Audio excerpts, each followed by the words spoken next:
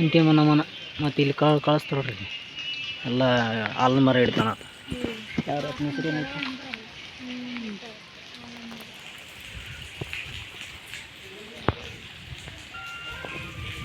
ಬೀಡಿ ತಾಲೂಕಿನ ನಂದಗಡದಲ್ಲಿ ಬಿಚ್ಚುಗತ್ತಿ ಚನ್ನಬಸಪ್ಪನ ಜೊತೆಗೆ ಸಂಗೊಳ್ಳಿ ಮತ್ತು ನಂದಗಡ ಜನರು ಸೇರಿಕೊಂಡು ಸಂಗೊಳ್ಳಿ ರಾಯಣ್ಣನ ಪಾರ್ಥಿವ ಶರೀರವನ್ನು ವಿಧಿವತ್ತಾಗಿ ಸಮಾಧಿ ಮಾಡಿದರು.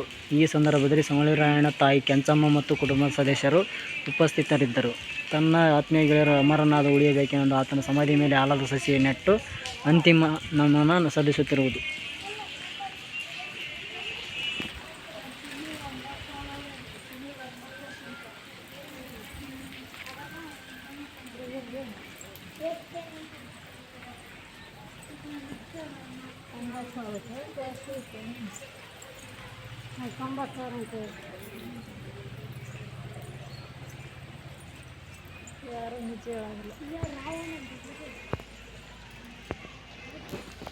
ಸಂಗೊಳ್ಳಿ ಗ್ರಾಮದ ಹಿರಿಯರು ಸಂಗೊಳ್ಳಿ ರಾಯಣ್ಣ ಕಟ್ಟೆಯ ಮೇಲೆ ಸ್ಥಾಪಿಸಿದ ಶಕ್ತಿಗಲ್ಲು ಮತ್ತು ಲೋಡುಗಳಿಗೆ ದೇವಸ್ಥಾನ ನಿರ್ಮಾಣ ಮಾಡಿದರು. ಶಕ್ತಿಗಲ್ಲಿನ ವೀರಾಸನ ಭಂಗಿಯಲ್ಲಿ ಸಂಗೊಳ್ಳಿ ರಾಯಣ್ಣನ ಸುಂದರ ಮೂರ್ತಿ ಕೆತ್ತಿಸಿದರು. ಆತನ ಸ್ಮರಣೆಯಲ್ಲಿ ಹೊಂದಿರುವ ಪಾರಿವಾಳ ಸ್ತಬ್ಧ ಗೆಲುವಿನ ಸೇರಿಕೊಂಡು ದವನದ ಹುಣ್ಣಿಮೆ ಚೈತ್ರ ಹುಣ್ಣಿಮೆ ಜಾತ್ರೆ ಆರಂಭಿಸಿದರು.